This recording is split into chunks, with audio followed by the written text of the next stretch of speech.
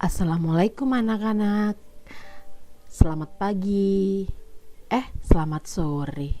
Karena materi hari ini saya posting sore-sore. Maaf ya, saya sudah sampaikan permintaan maaf dan juga pengumuman bahwa materi hari ini saya posting agak terlambat daripada biasanya.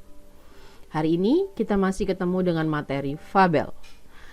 Pada pertemuan kedua bersama saya Bu Ria, SMP Negeri 2 Tanggulangin. Kutipan dari saya selanjutnya dari seorang penulis, yakni Firsa Besari. Ketika seseorang yang tak kukenal membaca tulisanku, lalu merasakan apa yang kusampaikan, aku telah bersahabat dengannya. Segitu mudah seorang Firsa Besari memiliki seorang sahabat hanya lewat tulisan.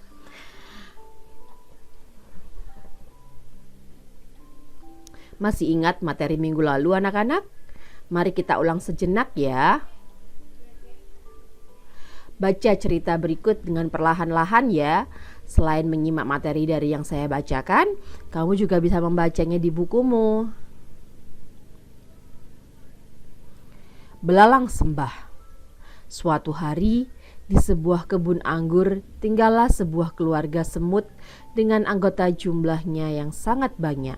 Semut ini membuat sarangnya dari daun-daun, lalu mereka tempel menggunakan cairan seperti lem yang mereka keluarkan dari mulutnya. Para semut melihat bahwa musim gugur akan segera berlalu dan akan segera datang musim dingin yang cukup panjang. Ketika musim dingin, makanan akan sangat sulit untuk didapatkan. Maka para semut itu segera mencari berbagai macam makanan untuk mereka kumpulkan sebagai bahan persediaan ketika musim dingin telah tiba. Berbeda halnya dengan seekor belalang sembah. Belalang sembah memiliki mata yang besar dan tangan yang panjang. Mereka sering hidup di pohon-pohon seperti halnya para semut. Ketika musim dingin akan tiba, belalang sembah hanya berlatih menari. Setiap hari, belalang sembah itu hanya berlatih menari. Namun, sang belalang lupa bahwa dia harus mengumpulkan makanan untuk persiapannya menghadapi musim dingin. Suatu hari, sang belalang sembah menari di dekat sarang semut. Dia menari dengan sangat anggun. Gerakan tangan dan badannya yang pelan dan lembut membuat tariannya terlihat sangat mengagumkan.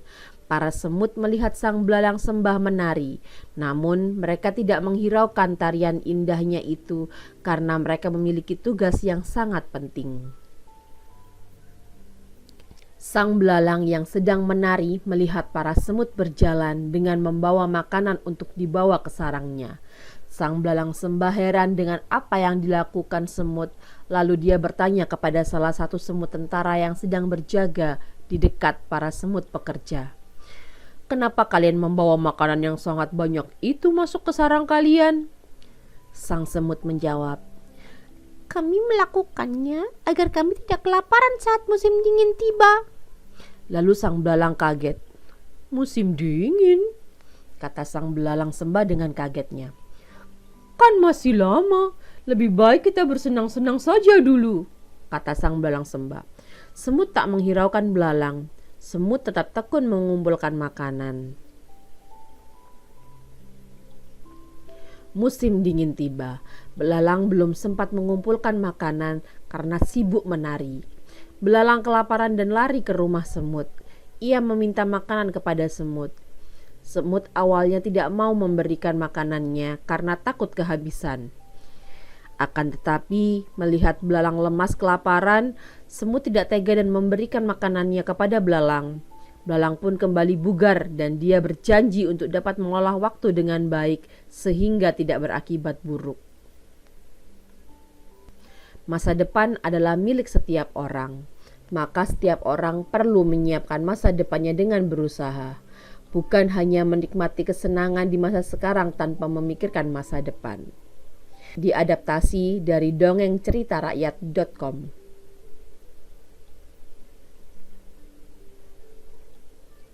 Nah, sekarang perhatikan penjelasan berikut ini ya anak-anak. Pada cerita Belalang Sembah terdapat beberapa rincian peristiwa. Di antaranya, 1. Semut pergi ke gua-gua untuk mengumpulkan makanan. 2. Belalang hanya berlatih menari setiap hari. 3. Semut tidak menghiraukan tarian belalang. 4. Musim dingin tiba, belalang tidak sempat mengumpulkan makanan. 5. Belalang kelaparan dan pergi ke rumah semut. 6. Semut tidak mau memberi makanan kepada belalang. 7. Semut tidak tega dan memberikan makanannya kepada belalang. 8. Belalang bugar kembali dan berjanji untuk dapat mengelola waktu dengan baik. Siapa saja tokoh-tokoh dalam fabel tersebut? Kamu masih ingat ada tokoh siapa saja dalam cerita Belalang Sembah? Ya, yang pertama belalang dan yang kedua adalah semut. Bagaimana sifat atau watak tokoh-tokohnya? Tokohnya tadi ada belalang dan juga semut. Bagaimana sifat watak belalang? Belalang punya sifat pemalas dan suka menunda-nunda pekerjaan. Dia juga suka meremehkan sesuatu hal. Sedangkan semut memiliki watak atau karakter pekerja keras, tidak mudah terpengaruh. Bagaimana latar atau setting ceritanya? Masih ingat ada berapa jenis latar? Ya, latar dibagi menjadi latar tempat, latar waktu, dan latar suasana. Latar tempat ada di sebuah kebun anggur. Hal tersebut dapat ditemukan dari kutipan, suatu hari di kebun anggur tinggallah sebuah keluarga semut dengan anggota jumlahnya yang sangat banyak. Tempat yang kedua, dekat sarang semut. Ditemukan pada kutipan, suatu hari sang belalang sembah menari di dekat sarang semut. Yang ketiga, rumah semut. Ditemukan dalam kutipan, musim dingin tiba, belalang belum sempat mengumpulkan makanan karena sibuk menari. Belalang kelaparan dan lari ke rumah semut. Ia meminta makanan kepada semut. Selanjutnya latar waktu. Musim gugur ditemukan pada kutipan, seperti lem yang mereka keluarkan dari mulutnya. Para semut melihat bahwa musim gugur akan segera berlalu dan akan segera datang musim dingin yang cukup panjang. Selanjutnya adalah musim dingin. Ditemukan pada kutipan, musim dingin tiba. Belalang belum sempat mengumpulkan makanan karena sibuk menari. Sekarang latar suasana. Suasana yang ada adalah gembira dan menyenangkan. Dapat ditemukan dalam kutipan, suatu hari sang belalang sembah menari di dekat sarang semut. Dia menari dengan sangat anggun. Gerakan tangan dan badannya yang pelan dan lembut membuat tariannya terlihat sangat mengagumkan. Para semut melihat sang belalang sembah menari, namun mereka tidak menghiraukan tarian indahnya itu karena mereka memiliki tugas yang sangat penting.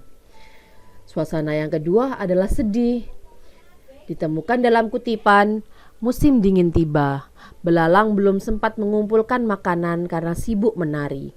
Belalang kelaparan dan lari ke rumah semut. Ia meminta makanan kepada semut.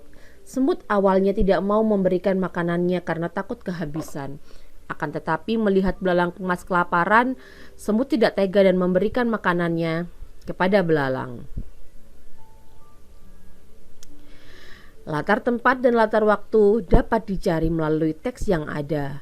Latar tempat dan latar waktu tertulis atau tersurat di dalam teks. Sedangkan latar suasana berbeda.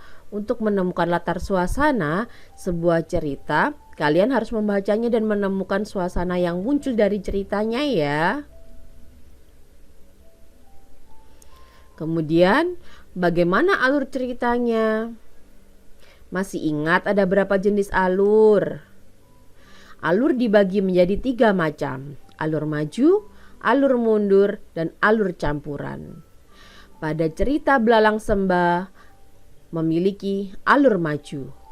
Apa saja uraiannya? Pada tahap pengenalan diceritakan ada belalang dan semut yang tinggal di sebuah tempat yang sama, yakni di kebun anggur. Semut rajin bekerja sedangkan belalang pemalas. Selanjutnya muncul konflik. Masalah mulai muncul ketika semut giat mengumpulkan makanan sebagai bekal musim dingin, sedangkan belalang hanya menari setiap hari. Klimaks masalahnya, musim dingin tiba, belalang kelaparan karena tidak memiliki cadangan makanan. Selanjutnya, penyelesaian masalah ada pada semut yang merasa iba dan memberikan makanan kepada belalang.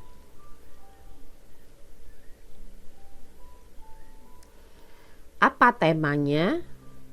Tema cerita Belalang Sembah memiliki tema mempersiapkan masa depan dengan baik.